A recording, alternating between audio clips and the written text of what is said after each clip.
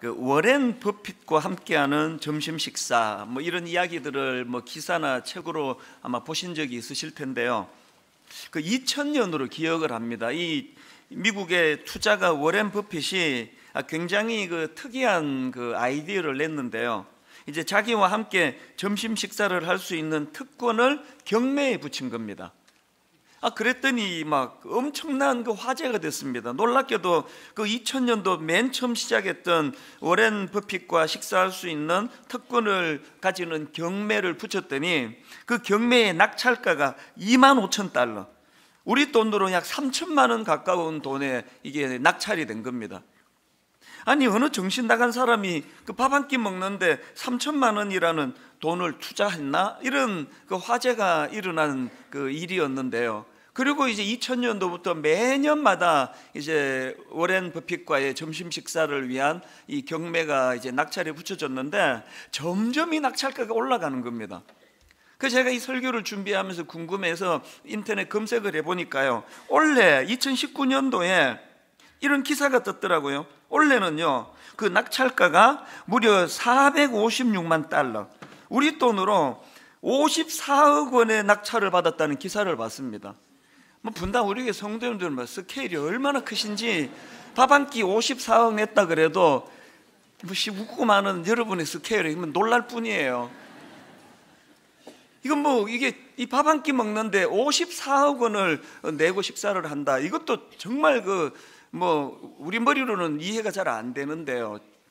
제가 더 놀란 게 뭐냐 하면은 이 워렌 버핏과 함께하는 점심 식사라는 그 책의 그 소개글을 보니까 더 놀라운 내용이 있었습니다. 그 자리에는 오마하의 현인 워렌 버핏의 삶의 철학과 투자 철학이 조촐한 식사와 함께 제공된다. 그리고 그 다음 제가 놀란 게 그 다음이에요. 약 3시간에 걸쳐 워렌 버핏과 점심 식사를 했던 사람들은 아무도 자신이 낸 점심값을 아까워하지 않는다. 이 올해를 예로 들어 설명을 하자면 밥 한 끼 먹겠다고 54억 원을 투자했는데 이 지혜로운 워렌 버핏과 한 3시간 대화를 나누고 났더니 그 돈이 하나도 안 아깝더라.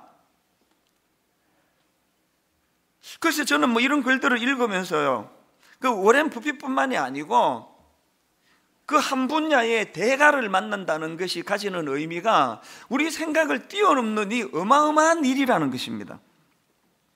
제가 분당 우리 교회 담임 목사로서 누리는 혜택 중에 하나가, 그래서 저는 마음만 먹으면 각 분야의 전문가들을 만날 수 있는 그런 특권을 저는 너무 감사하게 생각하거든요.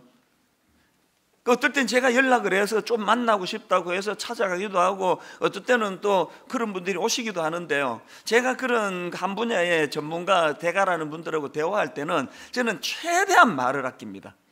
그 아까운 시간을 그 쓸데없이 내가 말해가지고 그 시간을 허비할 이유가 없지 않습니까? 할 수 있는 대로 저는 말을 아끼고 그 대신에 많은 질문을 생각해서 막 계속 질문을 던집니다. 저는 청년의 나이인 제 아들과 딸을 위시해서 오늘 우리 교회 수많은 청년들에게 항상 그런 권면을 해요. 젊은 시절에 할 수 있는 대로 그 분야의 전문가, 그 분야의 대가라는 사람을 찾아서 만나라. 그런 전문가와 1시간 대화가 네 인생을 바꾸어 놓을지도 모른다. 이게 워렌 버핏과의 점심 식사가 주는 그 굉장히 중요한 교훈인데요. 근데 문제는 워렌 버핏을 만나고 싶은데 우리는 54억 원이 없습니다. 그거 어떻게 해야 되죠? 비결을 제가 가르쳐 드릴게요. 간단한 비결이 있습니다. 54억 원을 모으지 않아도요, 워렌 버핏이라는 그 대가의 생각과 철학과 정신을 다 전수받을 수 있는데 그분이 쓴 책을 읽는 거예요. 한 돈 많은 혹은 뭐 한 1, 2만 원만 투자하면 되는 거거든요. 막 직접 안 만나도요, 그분이 쓴 책을 몇 권만 읽어보면은 그 정신이 다 녹아있는 게 책이에요. 이런 점에서 저는 청년주의를 맞은 오늘 우리 청년들에게 내가 정말 눈물로 호소하고 싶습니다. 오늘 이 시대 청년들이 당하는 유혹이 막 성적인 유혹 이런 게 엄청나지만 저는 가장 무서운 유혹이 스마트폰의 유혹이라 생각합니다. 우리 아이들 손에 들려있는 이 스마트폰이 영상을 제공하는 거에서 막 크기도 점점 커지고 이제는 막 펼치기까지 하는데, 저는 이게 우리 아이들을 다 죽이는 거라 생각해요. 저는 제가 1961년생인 것이 너무나 감사해요. 우리 자랄 때는 그런 거 없었거든요. 핸드폰이 어디 있습니까? 인터넷이 어디 있습니까? 영상이라고는 삼류 극장에 가가지고 뭐 한 몇 달에 한 번 영화 보고 오는 거 외에는, 그리고 흑백 TV 보는 거 말고는 영상이 없었습니다. 그러니까 책을 읽었죠, 책을. 우리 시대 때는요, 책 안 읽으면 인간 추교도 안 들어갔습니다. 좀 과장하면. 그래서 우리 다 기억하실 거예요. 제 또래 분들은 그 미팅하러 의학생 만나러 가면서도 헤르만해서 책을 끼고 갔습니다. 그때 웃기잖아요. 보면은 하나도 안 읽었는데. 그때는 책을 읽어야 이게 교양인이고, 책을 읽어야 사람 구실한다는 생각이 너무나 강했던 그 시대를 저는 살았기 때문에 너무 감사하게 생각합니다. 지금 우리 아이들은요, 책 읽을 겨를이 없어요. 예전에는 전철 타보면은 열에 한 두세 명은 책을 읽고 있었는데요, 하다못해 스포츠 신문이라도 읽고 있었는데, 지금은 다 스마트폰. 내가 도대체 얘들은 뭘 그렇게 열심히 해서 보나 그러고 들어가 보면 다 드라마예요. 영화 아니면 이제 스포츠. 과감하게 우리 아이들 손에서 핸드폰이 내려지고 그 손에 책이 들려지기를 바랍니다. 책 한 권 잘 골라 읽으면요, 54억 원을 들여야지 만날 수 있는 만남의 축복을 책 한 권에서 누리는 겁니다. 저는 옛날부터 책값은 아끼지 않습니다. 책을 읽다가 한 줄만 발견하면 전 책값 했다고 믿는 사람이거든요. 똑같은 논리로 예수 믿으신다면 여러분 손에 성경이 들려주세요. 성경이. 진짜 성경 읽으셔야 됩니다. 오해하시는 게요, 이 성경이 뭐 십자가와 구원의 도리의 책이라고 말씀하시는 건 맞는 이야기지만 그것만 있는 게 아닙니다. 성경은요, 죽어서 천국 가는데 도움을 얻는 내용도 있지만, 성경은 이 혼란한 시대에, 오늘 이 시대를 살아가는 우리 시대의 삶의 지침이 담겨있는, 우리 시대를 잘 살 수 있도록 지혜를 가져다주는 책이 성경입니다. 늘 제가 강조하고 또 자랑하는 거지만요, 저희 어머니는 시골의 초등학교밖에 나오지 않은 분이세요. 그러나 성경을 거의 수백 독이 뭡니까? 아마 천 몇백 독을 했을 거예요. 그리고 이 성경을 읽다가 안 되시니까 연세 드셔가지고 쓰기 시작하셨는데, 연세 드셔서 쓰기 시작한 게 창세기부터 요한계시록까지 11번을 썼습니다. 계속 읽고 계속 쓰고, 로마서는 통째로 다 외워버리시고. 그러니까요, 교육학 박사님 이상으로 그렇게 저희들을 키우셨다는 게 요즘 시간이 갈수록 제가 머리가 숙여지는 거거든요. 성경은요, 영적인 내용도 다루고 있지만 이 땅을 살아가는데 지혜 없는 우리에게 지혜를 주는 말씀이에요. 저는 우리 청년들 손에 정말 성경이 들려지기를 바랍니다. 오늘 본문의 말씀도 마찬가지입니다. 저는 목사로서 특권이요, 여러분들보다도 본문을 한 두석 주, 많을 때는 한두 달 전에 택하지 않습니까? 그러면 그 본문을 집중적으로 묵상하거든요. 새벽마다 읽거든요. 이게 오늘 저를 얼마나 윤택하게 만드는지 모릅니다.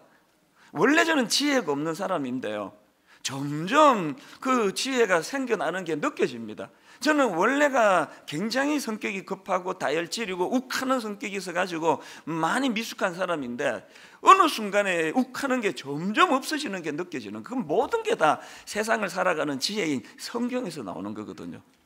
오늘도 우리 청년들을 위해서 무슨 말씀으로 권면할까 하다가 이제 오늘 본문 디모데후서 2장 22절을 그렇게 발견하고 이 구절을 계속 묵상을 하는 가운데 지난 한 주 내내 얼마나 저한테 윤택한 그런 은혜가 넘쳤는지 모릅니다.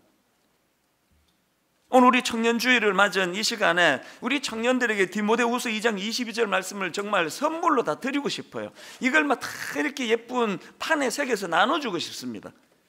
청년의 때 보니까 이게 두 가지를 강조하는데, 하나는 피하고 하나는 따라야 된다.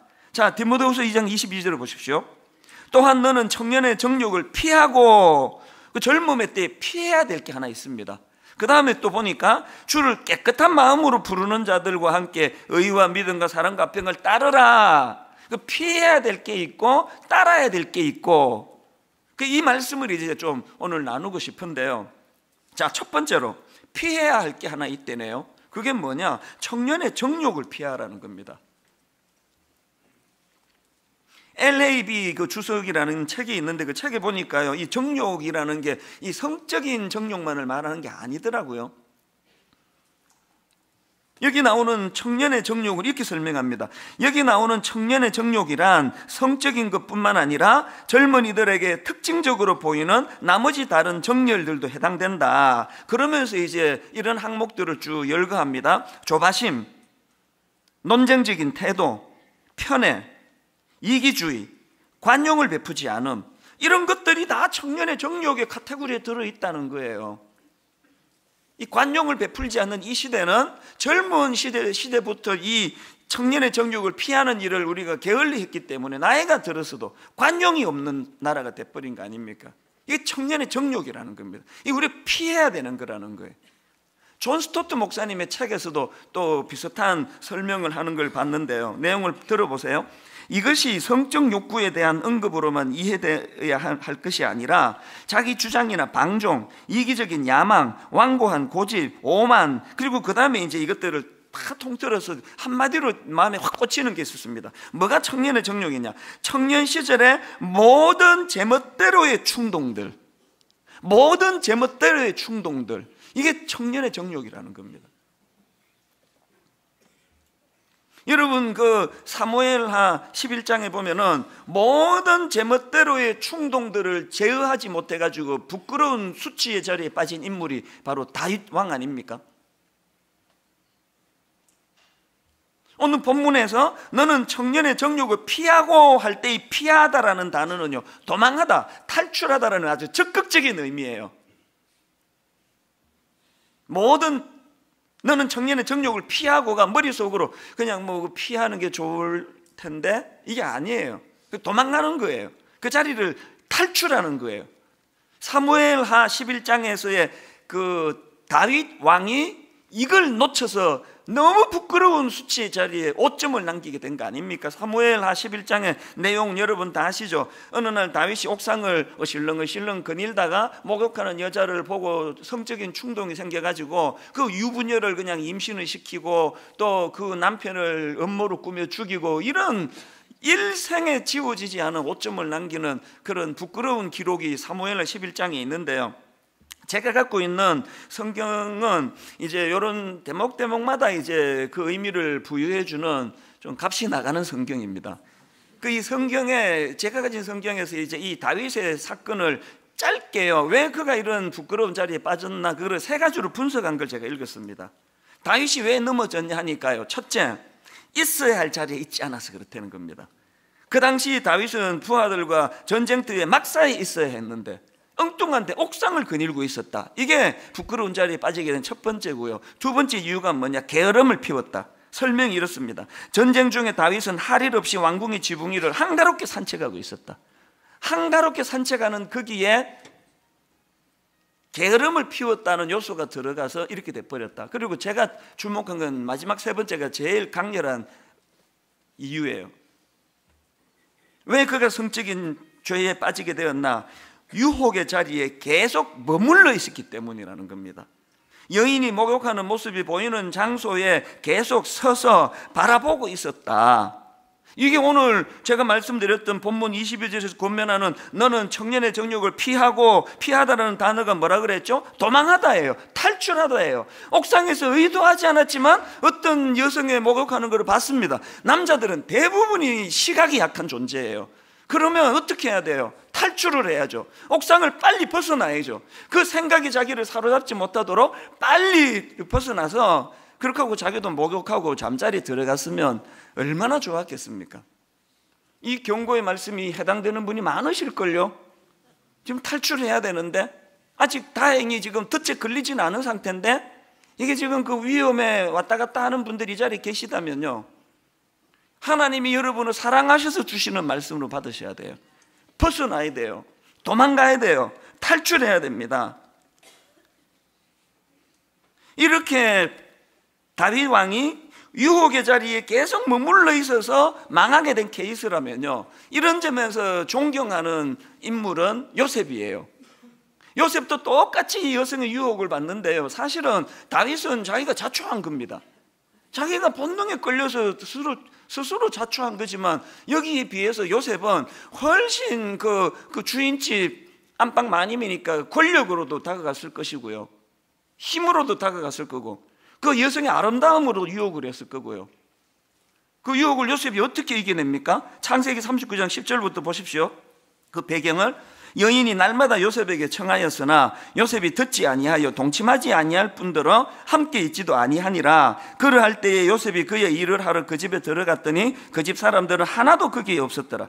그 여인이 그의 옷을 잡고 이르되 나와 동침하자. 그 다음 보세요. 그랬더니 그러나 요셉이 자기의 옷을 그 여인의 손에 버려두고 밖으로 나가매. 오늘 본문에서 청년들에게 권하는 도망가라, 그 자리 피해라. 이 요셉이 딱 이게 모범 답안으로 보여준 거 아닙니까? 요셉이요, 자기는 거룩하다고, 난 이런 유혹에 안 넘어가, 나는 하나님의 아들이야 그러면서 막 그날 뭐 그 아줌마를 붙들고, 아줌마 정신 차리세요. 뭐 훈계하고 이런 거 없었습니다. 막 거의 막 그냥 막 혼비백산이 돼가지고 막 옷을 벗기니까 옷을 막 그냥 벗겨 두고라도 도망가는 거예요. 이게 요셉이 보여주는 모범 답안이에요. 그럼 뭐 훈계하려 그러지도 말고요, 관여도 하지 말고요, 얼씬만 하면 아예 피해버리는 거예요. 도망가는 거예요.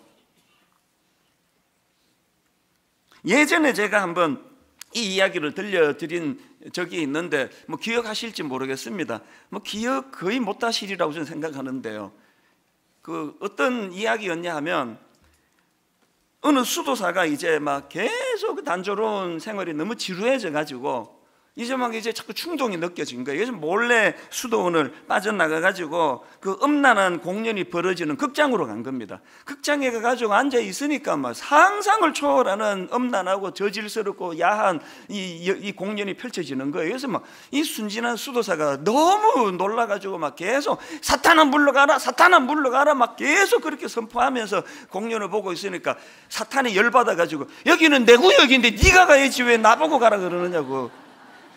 그 밭도 처음 듣는 것처럼 웃잖아요. 난 여러분이 너무 좋아요. 이게 오늘 우리 청년들에게 권하는 피하고예요. 그 음란한 자리에서 사탄은 물러가라 그럴 필요 없습니다. 자기가 도망가면 돼요. 그 자리를 떠나면 되거든요. 습기가 있는 곳에 곰팡이가 엄습하기 때문에요, 곰팡이 탓할 필요 없습니다. 습기 제거하면 돼요. 물걸레질 한 번만 하면 곰팡이 다시 안 씁니다. 거기에 제가 뭐 우리 교회 성도님들은 뭐 귀가 따갑도록 들은 이야기 아닙니까? 저는 여성도랑 1대1로 식사를 해본 적이 단 한 번도 없습니다. 그 왜 성도 여성도랑 그 식사를 왜 해야 됩니까? 그리고 뭐 차도 같이 안 타요, 어지간하면은. 그리고 뭐 상담해야 되면은요, CCTV가 있는 데서 하거나 아니면은 방음이 안 되는 데서 하거나, 언제든지 내가 뛰쳐나갈 수 있는. 이건 농담이고요. 그 상대방이 보디발의 아내다, 이 나 유혹한다 이래서가 아니고요, 그분이나 저나 우리는 죄성을 가지고 피차 스스로를 믿을 수 없습니다. 이게 전제예요. 그 전제를 가지고 접근하는 거 아닙니까?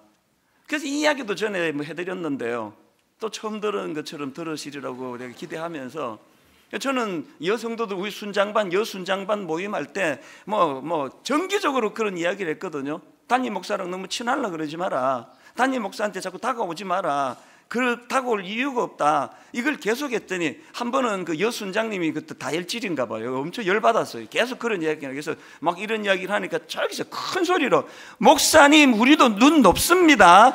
그래가지고 막 엄청 내가 그때 놀라운 깨달음을 알았죠. 이미 주께서 내 외모를 통해 예방 조치를 다 해두셨는데 내가 이게 필요 없이 너무 과민하게 이렇게 애를 썼구나. 그리고 내 실험을 해보니까 주님의 예방 조치가 확실해요. 모든 여성도들이 우리 눈 높습니다 그래가지고 요새 좀 방심하고 있는데요, 꺼진 불도 다시 보자예요. 꺼진 불도.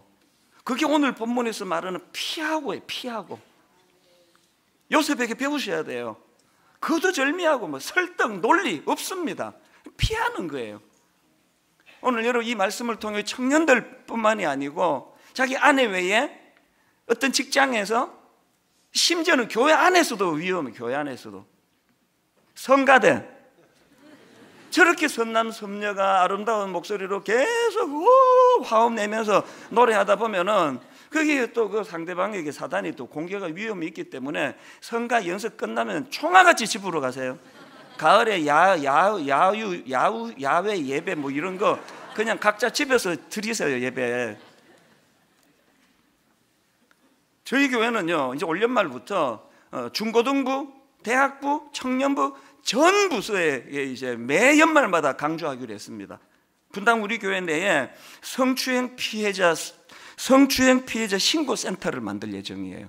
교회라고 방심하면 안 됩니다. 조금이라도 자기 선배가, 주일학교 선생님이, 심지어는 교역자가 이상하게 내게 말을 했습니다 하면 바로바로 연락을 하라고. 조심하는 수밖에 없습니다.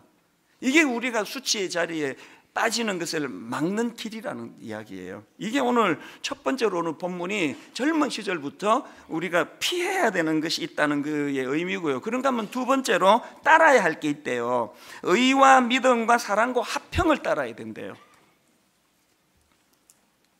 본문 22절 다시 보십시오. 또한 너는 청년의 정욕을 피하고 주를 깨끗한 마음으로 부르는 자들과 함께 의와 믿음과 사랑과 화평을 따르라. 찰스 스윈돌 목사님이 쓴 책에 보니까 이 부분을 깔끔하게 정리한 글을 제가 봤는데요, 여기 나오는 의는 이렇게 설명합니다. 바깥을 향하여 다른 사람들을 공평하게 대하는 것이다. 이게 여기 나오는 의고요. 믿음은 뭐냐? 믿음은 위를 향하여 하나님을 신뢰하는 것이다.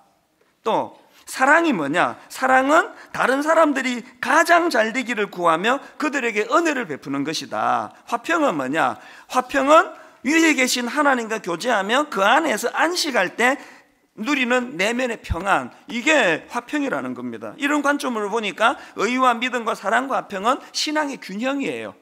전방위적으로 이런 것들을 어떻게 하라고요? 따라야 되네. 따라야 되네. 여기서 제가 강조하는 건 따르라예요.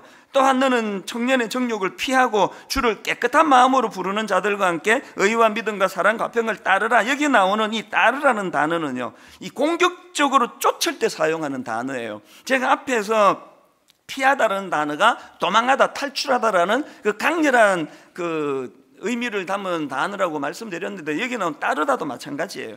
팔짱 끼고 앉아가지고 하면 좋지 이 정도는 이 단어가 아니에요. 여기 나오는 따르다라는 단어의 이미지를 제가 조금 도움을 드리자면요, 이 단어의 이미지는 이런 거예요. 사냥개가 먹잇감을 발견하고 전력 질주하는 상태, 이 이미지가 여기서 말하는 따르다예요.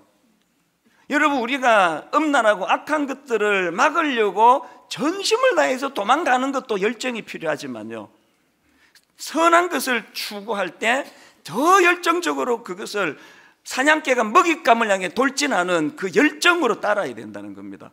그 스포츠 중계 같은 거 듣다가 보면은 해설가들이 이런 얘기하는 거 보셨죠? 최상의 공격이 최상의 방어입니다. 계속 그냥 여성도 만나면 경계해야지, 여성도랑 식사 안 해야지, 여성도랑은 CCTV 있는 데만 얘기해야지, 이런 걸로만 방어가 되는 게 아니에요. 그런 해서는 안 되는 것에 대한 방어보다 더 중요한 건 적극적인 거룩을 향하여 열정을 가지고 해야 되는 일들을 따르는 거예요. 달려가는 거예요. 제가 이거 농담한다고 이제 그런 이야기들을 종종 옛날에 했는데요, 내 남은 목회에 꿈이 하나 있습니다. 저를 위해 기도해 주세요. 내 꿈은 PD 수첩에 안 나가는 겁니다. 이런 우스갯소리로 그런 이야기를 많이 했지만요, 요새는 그런 이야기 안 하는 게 좋겠다는 생각을 해요. 만약에 내 남은 목회의 꿈이 그저 못된 짓 해가지고 PD 수첩에 안 나가는 그 정도라면 지금 목회를 그만두는 게 나아요. 아니, 어떻게 이 놀라운 분당 우리 담임 목사로 하나님이 세워주셨는데 기껏 내 꿈이 죄 안 짓는 게 꿈이다. 그럼 목회 그만두는 게 나아요. 죄 안 짓는 게 꿈이 돼서는 안 되고요. 그건 결과여야 돼요. 이 교회 담임 목사로서 하나님이 제게 명하신 놀라운 사명을, 그리고 하나님이 내게 원하시는 의와 믿음과 사랑과 화평을 마치 사냥개가 먹잇감을 발견하고 돌진하듯이 그렇게 집중적으로 달려가게 될 때 이런 유혹은 저절로 없어지는, 저절로. 여러분 죄 안 지으려고 애쓰시기 바랍니다만 더 중요한 건 거룩을 향한 열망, 하나님이 우리에게 원하시는 사명을 향한 열망, 꿈을 가지고 사냥개가 먹잇감을 돌진하듯이 여러분 인생에 하나님 주신 거룩을 향한 그런 열망을 회복하시기를 바랍니다. 그래서 제가 오늘 청년주의를 맞이해서 이 본문을 가지고 두 가지 이제 회복을 위한 권면의 말씀을 드리기 원하는데요. 첫 번째가 방금 말씀드렸듯이 거룩을 향한 열망을 회복해야 합니다. 거룩을 향한 열망. 그 앞에 나오는 디모데후서 2장 20절을 보십시오. 큰 집에는 금그릇과 은그릇뿐 아니라 나무그릇과 질그릇도 있어 귀하게 쓰는 것도 있고 천하게 쓰는 것도 있나니 그러므로 누구든지 이런 것에서 자기를 깨끗하게 하면 귀히 쓰는 그릇이 되어 거룩하고 주인의 쓰심에 합당하며 모든 선한 일에 준비함이 되리라. 여기 나오는 금그릇, 은그릇에 대한 의미를 여러 갈래로 설명을 할 수 있는데요. 그러나 저는 한 가지 확실한 거 알아요. 이 말씀에서 깨닫는 게 뭐냐? 하나님 나라의 가치 기준과 이 세상 나라의 가치 기준이 다르다는 거예요. 하나님 나라에서는 화려한 거, 교회로 치면 사람 많이 모인 거, 부자, 이런 것들이 굉장히 성공한 것처럼 가치를 부여하지만 하나님께서는 그런 기준이 아니라 거룩이에요. 거룩. 깨끗한 그릇을 나는 기뻐 사용하신다. 그래서 하나님 나라는 그러므로 누구든지 이런 것에서 자기를 깨끗하게 하면 귀히 쓰는 그릇이 되어 거룩하고 주인의 쓰심에 합당하며 모든 선한 일에 준비함이 되리라. 여러분, 하나님 나라에서 큰 그릇 되기 원하십니까? 거룩을 열망하시기를 주님 이름으로 축복합니다. 구약의 왕들에 대한 평가를 보시면 아시지만요, 구약에 막 수많은 왕들이 있었지 않습니까? 정치를 잘한 왕, 정치를 못한 왕, 영토를 넓힌 왕, 그렇게 못한 왕, 백성들에게 인기가 있었던 왕, 인기가 없었던 왕, 여러 부류로 그 왕들을 평가할 수 있는데요, 시종일관 성경이 말하는 그 구약의 왕들의 평가는 딱 하나예요. 여호와 보시기에 선을 행하여예요. 저 압니다. 제가 죽어 하나님 나라 하나님 앞에 서면은요, 하나님께서 딱 하나 물으실 거라는 거 알아요. 너희 교회 몇 명이나 모였니? 이런 거 안 물으세요. 하나님이 제게 물으실 큰 카테고리로 질문은 하나라고 생각합니다. 네 얼마나 거룩하게 살았니? 목사답게. 설교 강단에서 외치던 그 설교를 네 삶 속에서 살아내려고 얼마나 애썼니? 하나님의 기준은 하나예요. 거룩을 향하여 지금보다 더 사냥개가 먹이를 향해 돌진하듯이 열정을 가지고 거룩을 추구해야 되는 이유는 하나님이 그 평가로 우리를 바라보시기 때문입니다. 목사님, 저에게만 그럴까요? 여기 우리 장로님들 괜찮으세요? 우리 권사님들, 우리 안수 집사님들, 여러분, 하나님 앞에 섰을 때 하나님께서 너는 거룩을 향해 얼만큼의 열망을 갖고 있었니? 너는 장로가, 권사라 그러면서 이 악한 세상에 휩쓸리지 않기 위하여 얼마나 타락한 시대와 구별된 삶을 살았니? 이렇게 질문하실 때 대답이 되어 있습니까? 그 주님 앞에 대답이 안 되어 있으면 건강관리라도 하세요. 지금 죽으면 안 되니까. 그 대답이 나오기 전에는 죽으시도 안 돼요. 오늘 저와 여러분이 우리 다음 세대 청년들에게 보여줄 수 있는 가장 고귀한 모범이 있다면 우리 어른들이 거룩을 이렇게 열망했다, 거룩을 향하여 이렇게 몸부림을 쳤다, 이게 우리 자녀들에게 보여줄 수 있는 어머니와 아버지의 가장 소중한 모범이라고 저는 생각을 합니다. 그런가 하면 두 번째로 회복해야 될 게 하나 더 있는데요, 이 함께의 정신을 청년 시절부터 이 함께의 정신을 회복하라는 겁니다. 디모데후서 2장 22절을 다시 보십시오. 또한 너는 청년의 정욕을 피하고 주를 깨끗한 마음으로 부르는 자들과 어떻게 해요? 함께. 주를 깨끗한 마음으로 부르는 자들과 함께 의와 믿음과 사랑과 평을 따르라. 꼭 기억하세요. 기독교 공동체는 함께의 정신이에요. 나 혼자 쉬는 생활 아닙니다. 함께.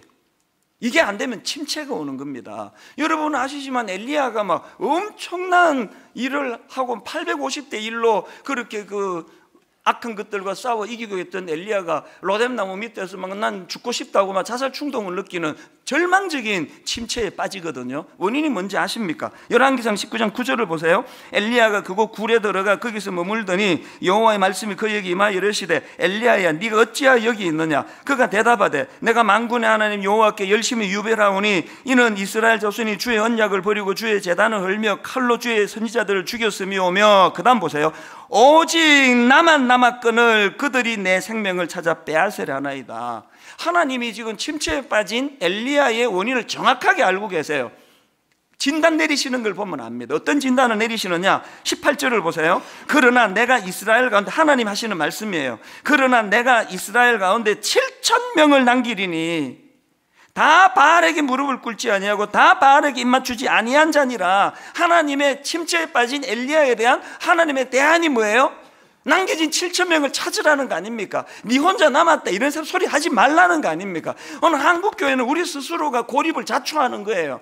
많은 분들이 자꾸 그런 이야기를 해요. 한국교회 썩었다고, 목사들이 썩었다고, 장로들이 썩었다고, 뭐 그런 말 하게끔 많은 요인을 제공한 것도 사실이지만 그 말은 사실은 뭐 옳기도 하지만 또 옳은 얘기 아닙니다. 뭐 저 같은 큰 교회 목사가 썩었다면 저는 부끄럽고 할 말이 없는데요, 제가 미국에 가보고 지방에 가보고 서울 가보면은요, 너무너무 열악한 그 지하 삼각교회, 조그마한 교회에서 썩은 게 뭡니까? 썩은 게 너무나 순수하게, 너무나 희생적으로 눈물을 머금고 달려가는 귀한 종들이 얼마나 많이 아직 남아있는지 아십니까? 저는 그 목사님들, 사모님들을 볼 때마다 울컥울컥 눈시울이 붉어진 적이 한두 번이 아니에요. 뭐 학원비는 고사하고 책 사줄 돈도 없는 그 열악한 상황에서 사모님들이 밤낮으로 자기가 돈 벌어가면서, 그러면서도 주의 일에 동참하는 그 기쁨을 가지고 한국교회 썩었다 이런 말 함부로 하지 마세요. 아직도 남아있는 7,000명을 응원하고 함께 손을 잡고 격려하고, 젊은 청년 시절부터 이 함께의 정신이에요. 여러분 그 영화 배우 하정우 씨라고 아시죠? 이분이 그 개념 있는 배우다 이런 평가를 듣는 그 배우 중에 하나인데요, 제가 이분이 쓴 걷는 사람 하정우라는 책을 읽었는데요, 그 책에 보니까 이 하정우 씨는 막 걷는 걸 엄청 좋아한대요. 그 보통 뭐 1만 보 그러면 막 건강에 최고라 그러는데 이분은 막 열받으면 하루에 막 3만 보씩 걷는데요. 그럼 54억에도 안 놀라는 여러분이 뭐 3만 보 갖고 뭐 놀랄 걸 기대한 내가 잘못이지. 3만 보를 막 걷고 이러는데요, 이분이 이제 그 동료 연예인들 한 10몇 명, 17명인가 더불어 가지고 국토 그 횡단을 한 적이 있었답니다. 국토 대장정, 놀랍게도요, 서울에서 우리나라 땅끝이라는 해남까지 577km를 이제 걸어가지고 이제 국토 대장정을 갔는데, 그 하정우 씨가 막 이제 막 너무 기대감을 가지고요, 그 긴 시간 막 발이 부러터도록 이제 서울에서 해남까지 걷고 나면 막 엄청난 성취감이 생기고 막 회복이 일어나고 도전이 있고 막 그런 기대감을 가지고 이제 걸었대요, 국토대장정. 그래서 그 먼 해남 끝까지 갔는데 오히려 이분이요, 그 국토대장정을 하고 침체에 빠졌어요. 너무 아무 일도 안 일어나는 거예요.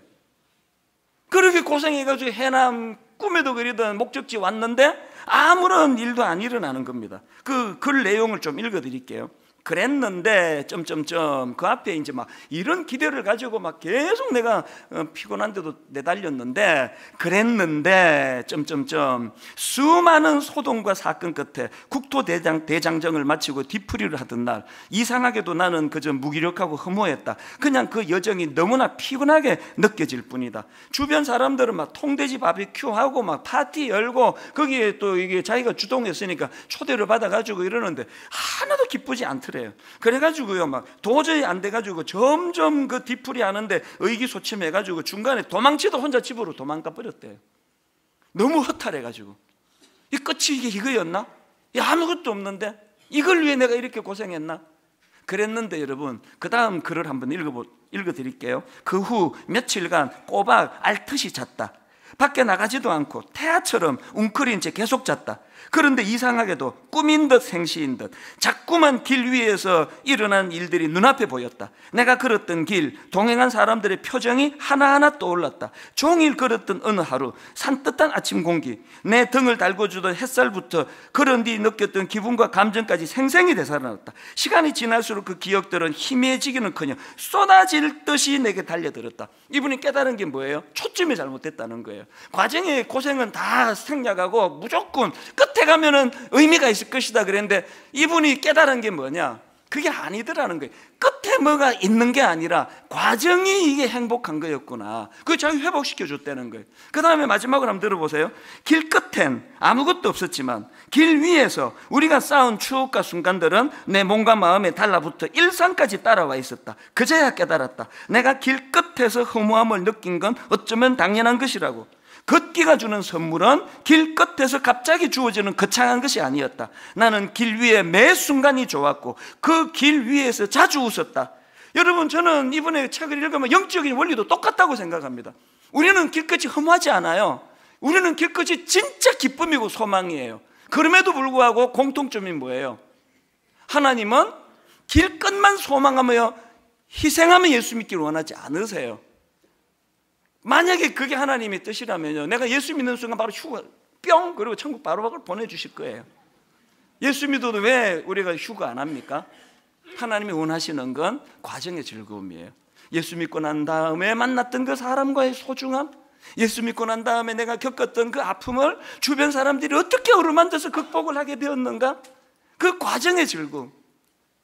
서울에서 해남까지 가는 과정에서 너무너무 반가운 사람을 만나고 해맑은 미소를 띠는 사람을 만나고 이것들이 다시 머릿속에서 되살려지니까 치유가 일어나더라. 결론은 맺습니다. 우리 기성세대가 젊은 우리 청년들에게 해줘야 되는 건 이 만남의 축복이에요. 아직 젊어 주님 만나고 막 믿음이 깊고 그런 상황이 아니라 하더라도 분당 우리 교회 가면 너무너무 예수 잘 믿는 아름다운 어른들이 많이 계셔. 이거 우리 젊은 세대에게 오늘부터 이 꿈을 가지고, 이 목표를 가지고, 디모데후서 2장 22절 읽고 말씀을 마무리하겠습니다. 또한 너는 청년의 정욕을 피하고 주를 깨끗한 마음으로 부르는 자들과 함께 의와 믿음과 사랑과 평을 따르라. 그래서 제가 우리 청년 교역자들하고 뭘 상의했냐, 아까 우리 청년들이 나와서 그들이 이 땅에 그 성령의 새바람 이 땅에 불어오셔서 너무너무 뜨겁게 찬양하는 거 우리가 듣기만 했는데요, 제가 그 청년들을 다시 초청하기로 했습니다. 이번에는 우리 기성세대와 청년들이 한 목소리로 함께 한 마음을 가지고 성령의 새바람, 성령의 새바람. 이제 우리 청년교구 교역자들 제가 좀 초청을 했는데요, 우리 교역자들과 또 우리 청년들도 다시 한번 단으로 초청해서 이번에는 우리가 모두가 한 마음이 돼, 우리 젊은 저들과 기성세대인 우리가 함께 한 마음을 가지고 아버지 이 찬양으로 주님 앞에 나가기 원합니다. 우리 후렴부터 이렇게 찬양할까요? 성령의 새바람 이 땅에 불어오소서. 합심해서 찬양합니다. 성령의 새바람 이 땅에 불어오소서. 주의 영 그 생기로 우리를 다시 살리사 이 땅에 하나님 영광 거하는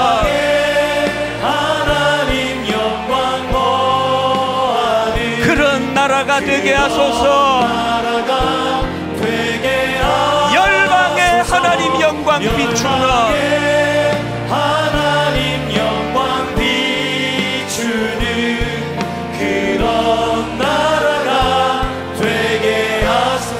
함께 한 목소리로 이 땅에 동과서 남과부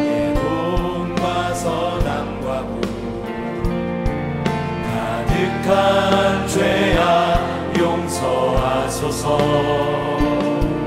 모든 우상들 무너지고 주님만 높이는 나라 되게 하소서. 이 땅에 지쳐 지친 모든 영혼, 주 예수 사랑 알게 하소서. 저들의 아픔과 눈물 씻는 주님의 보혈 이 땅 치유하소서. 성령의 새바람, 성령의 새바람 이 땅에 불어오소서. 주의 영 그 생기로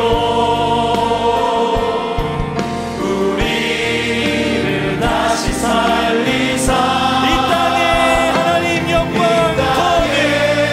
하나님 영광 거하는 그런 나라가 되게 하소서.